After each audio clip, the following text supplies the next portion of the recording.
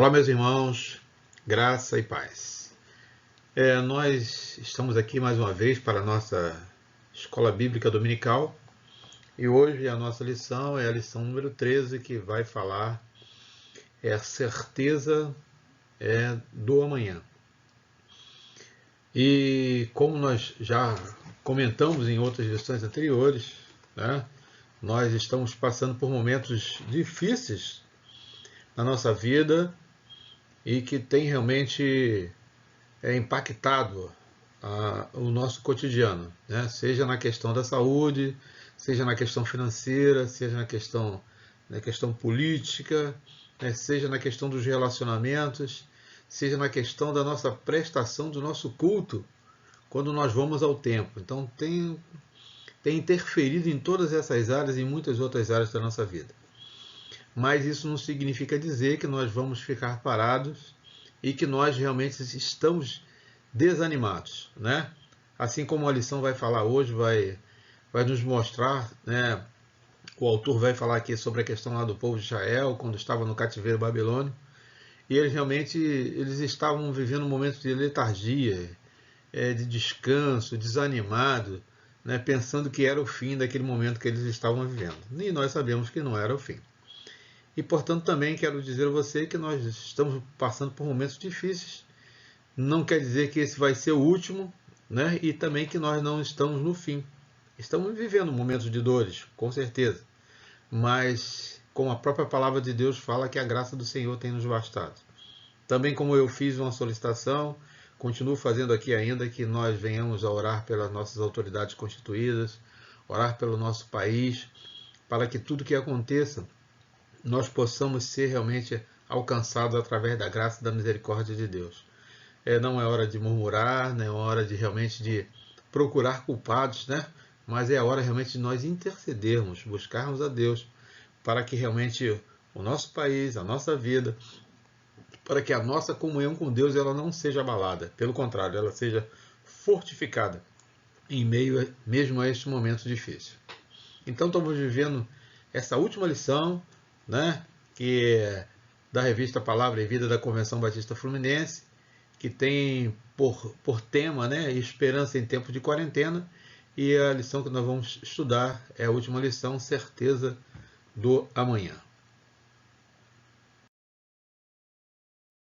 Muito bem. E o autor aqui ele vai começar, né, fazendo referência aqui ao versículo 29, versículo 11 do capítulo 29 de Jeremias, né, que nós conhecemos bem, mas que a narrativa do texto, como eu falei anteriormente, está falando sobre ali o cativeiro babilônio, o babilônico, onde o povo de Deus, o povo de Israel, o povo judeu estava cativo, estava ali desanimado, desalentado, né, por culpa do próprio povo, né? E como o autor vai falar lá no final desta lição, muitas das vezes nós achamos que aquele povo era duro, de cabeça dura, um povo realmente que estava sempre errando, né? Por N motivos, mas ele vai fazer uma comparação dizendo que nós também não somos muito diferentes, né? No nosso tempo, mas nós não somos muito diferentes daquele povo de Israel. Muito bem, ele começa dizendo aqui, o autor, né, lá no capítulo 29, no versículo 11 de Jeremias, diz: porque eu bem sei os pensamentos que penso de vós, diz o Senhor, pensamentos de paz e não de mal, para vos dar o que esperais. Né? Como eu falei, os fins que Deus muitas das vezes usa, e nós muitas das vezes não entendemos o meio que ele usa para poder atingir um objetivo.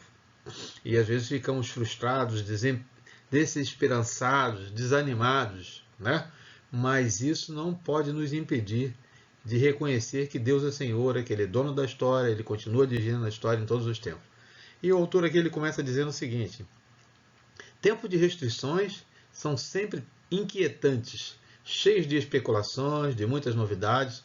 Por outro lado, também pode ser visto como preciosas oportunidades para revermos muitas coisas, concertos, tomada de atitudes, ou permanecermos céticos e revoltados, né? Como comentário que nós já fizemos anteriormente. O povo de Israel, no contexto do capítulo 29, do livro de Jeremias, né, que é a base desse nosso estudo, dessa lição, deixou de honrar a Deus Todo-Poderoso, menosprezou a palavra do Eterno, né, na voz dos seus profetas. Serviu e adorou falsos deuses, prostituiu-se à fé, por isso a disciplina veio em forma de dominação estrangeira, cativeiro, humilhação intencional. Né? Está mostrando aqui que muitas das vezes nós pagamos o preço, né, pelos nossos próprios erros, e muitas das vezes não reconhecemos isso. Né? Então Deus usa de diversas maneiras, assim como o povo de Israel aqui, ele usou os babilônios para poder que a vontade dele pudesse se cumprir, né, através do povo de Israel, dando, né, podemos dizer, um castigo mesmo, né? É uma repreensão, chamando a atenção pelo que realmente eles fizeram, como diz aqui o texto, tantas coisas que eles fizeram e se distanciaram de Deus.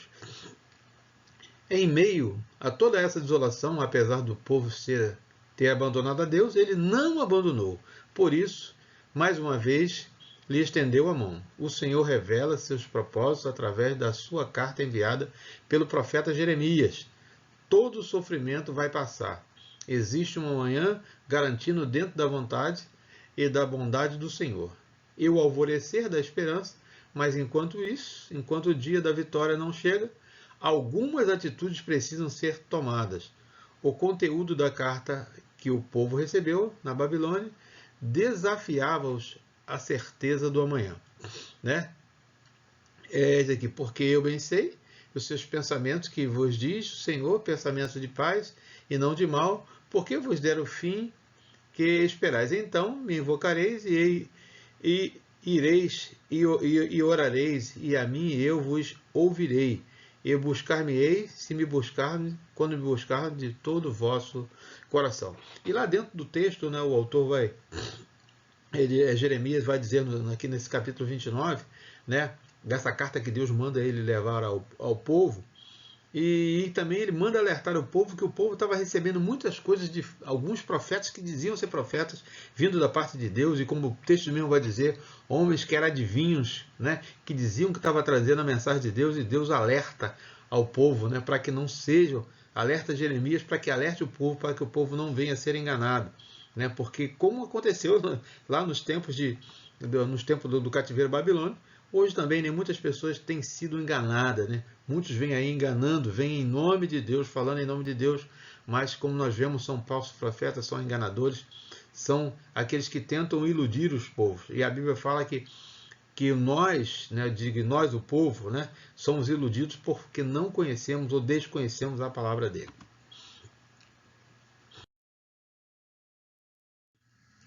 Muito bem. 1. A certeza que motiva investimentos no presente. Assim diz o Senhor dos Exércitos, o Deus de Israel, a todos que foram transportados, que eu fiz transportar de Jerusalém para a Babilônia. Edificai casas, habitai, plantai jardins, e comei o seu fruto. Tomai mulheres, gerai filhos e filhas, tomai mulheres para os vossos filhos, e dai vossas filhas a maridos, para que tenham filhos e filhas, multiplique-se ali, não vos desanimeis. Procurai a paz da cidade, para onde vos fiz transportar, e orai por ela ao Senhor, porque na sua paz vós tereis paz. Aquilo que eu falei, né?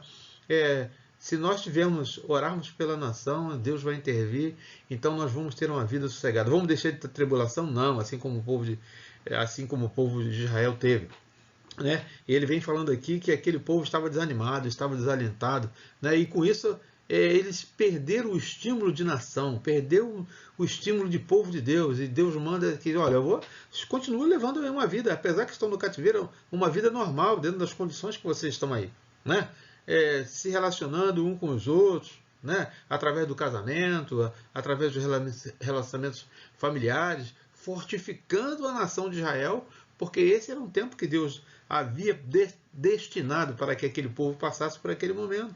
Né? Era a ação de Deus. Então não era momento para desânimo, não era momento para desistir, não era momento para parar, mas era momento para perseverar, para seguir, para ir em frente, né? Continuar buscando ao Senhor, mesmo naquela situação adversa, mas Deus era com ele. Ele manda o profeta dizer, Jeremias dizer todas essas coisas, para dar uma sacudida no povo, mostrando que eles não estavam só, que Deus continuava no controle. Independente das situações vividas, não podemos perder o trem do futuro. O desafio de focar além dos problemas, investir no presente e confiar verdadeiramente no Senhor. Os que confiam no Senhor serão como o monte de Sião, que não se abala, mas permanece para sempre. Né? Lá o salmista já diz isso, no Salmo 125, versículo 1. O povo precisava reagir, construir a partir da sua realidade as bases para o futuro revelado por Deus. O profeta Jeremias fala ao seu povo que estava exilado, vivendo as durezas do cativeiro, marcado por revolta e ausência da experiência. Né? Aqui lá no Salmo 137 ele vai falar isso, né? Vai falar lá na questão lá do cativeiro babilônico. O salmista vai fazer uma citação aqui no Salmo 137, né? E que onde ele começa dizendo aqui: às margens dos rios da Babilônia nós assentamos, choramos e recordamos de Sião. Né? Eles estavam lá entristecidos porque eles estavam longe da pátria. Né? Estavam desanimados, como eu falei, desalentados, né? Porque estavam distantes. Mas Deus dá uma injeção de ânimo através do profeta para que eles pudessem realmente se sacudir e achar que realmente ali não era a pátria deles, era o momento que eles estavam passando ali, mas pela sua dureza do seu próprio coração, pela sua desobediência, né? Isso é um retrato para nós hoje, né? Quando nós desobedecemos, nos desviamos da presença de Deus, nós vamos pagar um preço. Não é Deus que se afasta de nós, é nós que nos afastamos de Deus. Para que agisse com normalidade, aquela era a realidade deles. Um povo dia iria raiar, mas enquanto não acontecia, era preciso viver. O que isso significa naquele momento? A resposta está lá em Jeremias 29, 5 e 7. É conselhos preciosos para o povo não agir como se estivesse arruinado, mas que tudo era uma questão de tempo. O povo reconhecia o poder restaurador de Deus, que utilizava o resultado de todas as coisas e aplica para o bem dos seus. Né? Como nós já falamos anteriormente, vocês continuam aí vivendo, precisam casar, se relacionar, plantar, né? Me buscar, né? Porque esse é o momento que vai passar. Mas enquanto isso, vocês precisam continuar vivendo. É isso que Deus estava dizendo para eles. Eles estavam se entregando, né? Literalmente, o povo estava morrendo de tristeza, né? Como o salmista falou aqui no Salmo 37, já começando esse primeiro versículo: às margens dos rios da Babilônia, nos assentamos, choramos e recordamos de Sião, nos salgueiros que lá havia pendurados nossas harpas. Né? Então eles pararam de adorar a Deus, né? Estavam realmente tristes, né? Desolados, né? Mas era por culpa deles mesmos. Né? E muitas das vezes nós estamos assim por nossa culpa mesmo, mas nós temos que ter ânimo e continuar, levantar a cabeça e continuar adorando a Deus, buscando a Deus, que no tempo certo o cativeiro vai passar, Deus vai restituir, vai nos fazer voltar à terra, que é a nossa terra que Ele nos prometeu. Muito bem. Conselhos preciosos para o povo, né? Não agir como nós já vimos falar aqui, com tristeza e viver desolado. E lá em Romanos, no capítulo 8, versículo 28, nos diz o seguinte: e sabemos que todas as coisas contribuem juntamente para o bem daqueles que amam a Deus, daqueles que são chamados segundo o seu decreto. Então, aquele era o povo de Deus, nação santa, sacerdócio de Deus, povo escolhido. Né? Então, nós somos nação santa, povo escolhido de Deus. Então, Deus tem um propósito nisso. Então, está dizendo aqui: sabemos que todas as coisas contribuem juntamente para o bem daqueles que amam a Deus. Né? Então, para que as coisas possam realmente andar na direção certa, no momento certo, que as coisas possam acontecer da maneira correta, nós precisamos amar a Deus, como diz aqui Romanos no capítulo 8, versículo 28. Né? Aqueles que são chamados segundo o seu decreto. Né? Aqueles que foram chamados por Deus, foram escolhidos por Ele. Né? Nós não somos povo de Deus, nós não somos escolhidos por Ele, então nós temos que andar segundo a vontade dEle, para que Ele possa realmente nos alcançar. Né? Porque a bênção maior Ele já nos deu, que é através de Cristo Jesus, que é a salvação na cruz do Calvário. Então, agora o que nós temos que fazer? É buscar a Deus, como diz a própria palavra, de todo o coração, de todo o entendimento, para que Ele possa realmente nos dar dias sossegados. Sossegado quero dizer, dias que nós vamos passar por Ele, independente da situação. Saber que Deus é o Senhor, que Ele é o controle e Ele sabe de todas as coisas e por Ele e para Ele são todas as coisas, independente do momento que nós venhamos a viver ou passar.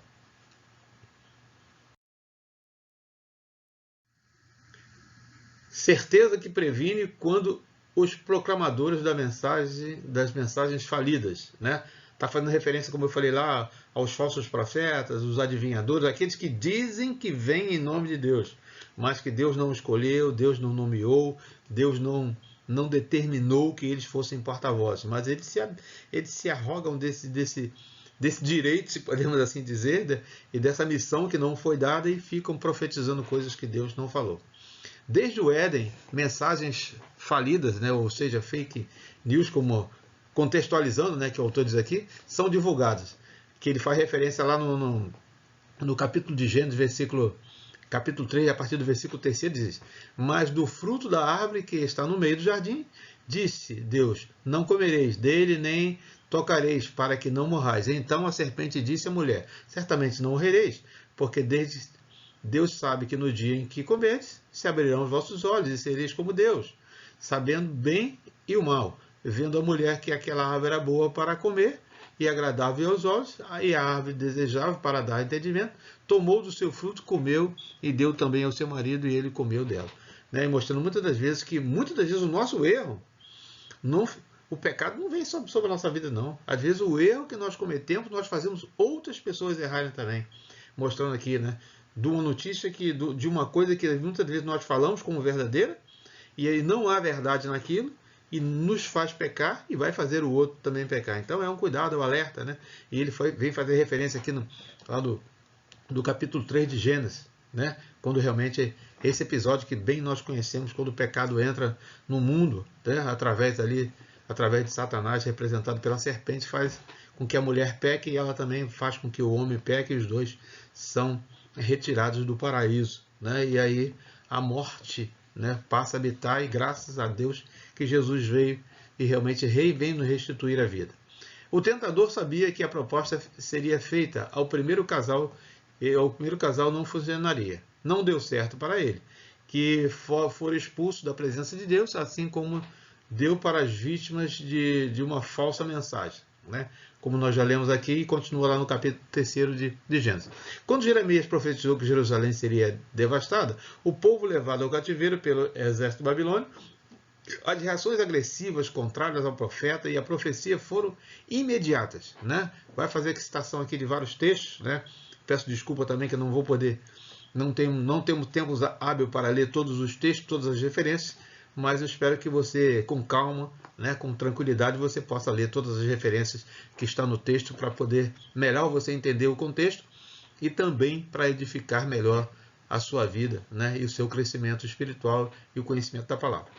Nesse tempo, vários impostores se levantaram com mensagens atraentes ao povo, dizendo que não eram bem assim, conforme dito pelo dito profético. Como proclamamos as mensagens falidas ou falsas, né? Destaco Ananias, né? Jeremias 28, de 1 a 4, que recebeu a devida punição, e também Acabe, Zedequias, Semaías, né? Muitos aqui que diziam profetizar em nome de Deus. E nós vemos que o que aconteceu, e eles pagaram preço, né? Todos pagaram preço, né? Então mostra muitas das vezes quando nós falamos aquilo que Deus não falou, e nós vamos pagar o preço. E como fazendo referência lá no capítulo 3 de Gênesis, a partir do versículo 3, muitas das vezes o nosso erro, o nosso pecado vai contribuir para que outras pessoas pequem, né? E, em outras palavras, vai contribuir para que outras pessoas venham se desviar da presença de Deus por nossa culpa. E nós devemos ser canal de bênção, devemos ser luzes e não realmente pedra de tropeço, como diz a própria palavra.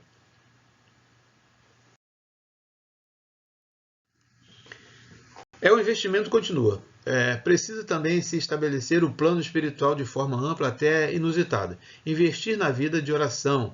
É mais desafiador ainda, orar por aquela terra de servidão, pelos adversários, e promover a paz daquela cidade. Tenho que entender que aquela cidade era o que eles tinham no momento.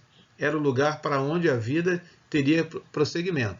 não seria possível ter um amanhã diferente se ainda continuassem com as mesmas pressas, o passado da revolta, com as mesmas pressas e o passado da revolta, de revolta, ódio e vingança, né? Então é que eu falei, fazendo um paralelo, né? Qual o local que nós temos para viver? É aqui. É aqui, é no Brasil, é no Rio de Janeiro, no estado do Rio de Janeiro, e nós temos que orar pelas autoridades, fazer aquilo que Deus determina, né, para que realmente os governos possam ser governos direcionados para que o povo realmente possam viver dias tranquilos, né? Então, como eu falei, não adianta ficar sentado, como diz aqui o Salmo 137, sentado na margem do rio, na beirada, lá, e ficar só reclamando, e o tempo vai passando e nós não fazemos nada. Então, precisamos interceder, precisamos ter uma vida de oração, né? Para que realmente as coisas que Deus quer que aconteçam, nós podemos estar apercebidos e ver a ação de Deus acontecer. Vou dar uma corridinha aqui. Jeremias antecipa, né, a mensagem dos evangelhos. Eu, porém, vos digo, amai os vossos inimigos, bendizei os que vos maldizem, fazei bem os que os odeiam e orai pelos que vos maltratam, que vos perseguem. Né? Mateus 5,44. A Babilônia era apenas uma vara com o qual Deus estava disciplinando seu povo. Disciplina é diferente de castigo. Os exilados deveriam adquirir conhecimento das coisas importantes que a vida na Babilônia poderia proporcionar. Deus não queria que seu povo ficasse à margem do progresso, vivendo apenas como escravos inúteis, mas que aprendessem a lidar com os negócios, com o comércio. Chegaria o tempo do retorno, então levariam com ele as experiências adquiridas. Deus está preparando seu povo para um novo tempo. Então, a todo tempo Deus está nos lapidando, está nos ensinando, né? Basta que nós possamos ver a ação, a mão de Deus agindo, né? Nada é acaso. Se você considera um acaso, então o acaso de Deus sempre é alguma coisa que Deus está fazendo, né? Não existe as coincidências, né? Existe a ação de Deus, existe o mover de Deus. Quando investimos na vida espiritual, conseguimos vencer o medo e afirmar como Neemias, um dos exilados, um homem que, como eu fugiria, né? Ele está dizendo assim, poxa, um homem dele que enfrentou várias situações, como é que podia fugir agora nesse momento difícil, né? O que tem a fazer? É enfrentar, né? É continuar em frente. Então o texto lá vai dizer no capítulo 6, no versículo 11, o seguinte: porém eu disse, um homem como eu fugiria? E quem há como eu que entre no templo e viva? De maneira nenhuma entrarei. Né? Quer dizer que não importa a situação que temos vivido, aprendemos que com as circunstâncias, com os nossos erros, para não mais repetirmos tiremos o melhor de cada situação, levantamos e nos firmamos em pé. Então, vai ser um momento difícil que a nossa fé vai ficar abalada, vai ficar estremecida e vamos ter dúvidas.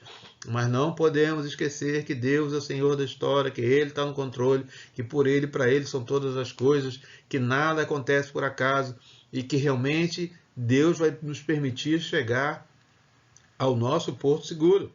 Mas para isso nós precisamos andar na sua presença, buscar, né? A palavra de buscar o Senhor enquanto pode achar. Vai haver momentos difíceis que nós não vamos poder fazer. Então o momento é agora, continuar na nossa caminhada, né? Até chegarmos na nossa Jerusalém celestial.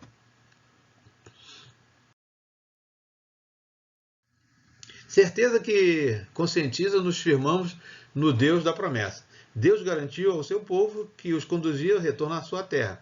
Seria maravilhoso e consolador poder viver o amanhã sob um novo olhar, a guerra absorvida pela paz, a tristeza do cativeiro suplantada pela alegria da liberdade, a terra estranha substituída pela terra de origem e as noites sombrias de sofrimento pela aurora de um novo dia. Como bem afirmou o poeta sacro num dos mais belos hinos do nosso inário, Jerusalém, né?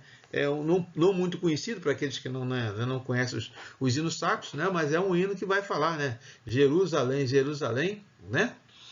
Cantai louvores, né? Quer dizer, no momento difícil, nós temos que adorar a Deus, né?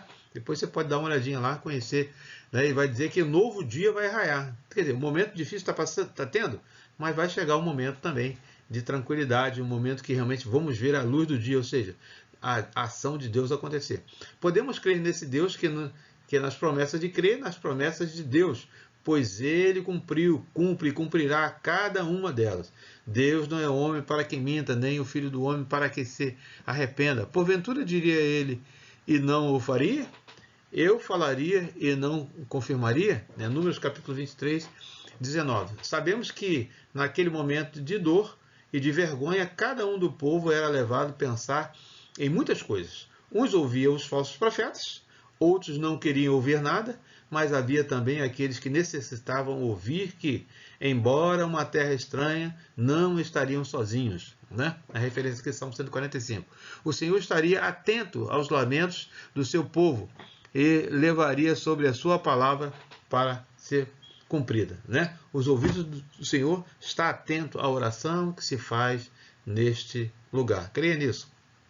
Os que edificam suas vidas, firmadas nas promessas do Senhor, nunca terão seus sonhos frustrados. Deus via a angústia do seu povo. Estamos certos que sim, mas o objetivo era disciplinar e não destruir. Só quem ama é capaz de disciplinar. Deus assim fez ao seu povo. Quando os 70 anos da Babilônia passarem, eu mostrarei que me interesso por vocês e cumprirei a minha promessa e levá-los-ei de volta à pátria.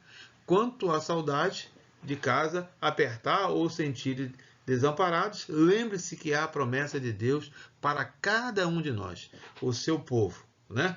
E aqui ele diz assim, o autor faz essa referência aqui, não somos tão diferentes do povo do Senhor do passado, também temos pecado, andando por caminhos tortuosos e algumas vezes até distantes do Senhor. Então, preste atenção aí, né? Observe por onde você tem andado, o que você tem feito, tudo que você faz é para honrar a Deus, para glorificar o nome dele. Então, né? Então é tempo de, se não temos andado por caminhos corretos, é hora de nos consertarmos.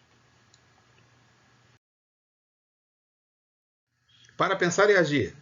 Em tempo de restrições, o melhor caminho é revisar as práticas de vida, manter a esperança e assumir um novo compromisso com o Senhor. Né? Então é tempo de rever nossos conceitos, nossas atitudes, nossas posturas, né? Se temos feito de acordo com a vontade de Deus.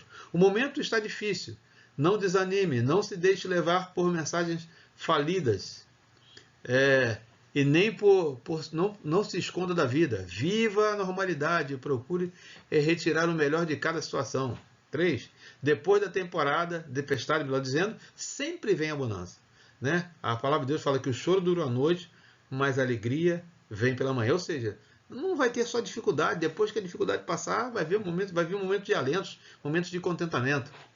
Mas até para viver uns dias de bonança, é preciso ânimo, força e fé, a fim de reconstituirmos os muros caídos. O templo destruído, edificar casas, arar, semear a terra para novas colheitas. Ou seja, Deus está nos preparando para novos momentos. Creia nisso. Você é a terra fértil que Deus quer semear através de você, através de nós, para que nós possamos cumprir o ídolo dele em todo o tempo, né? Mesmo nos momentos difíceis.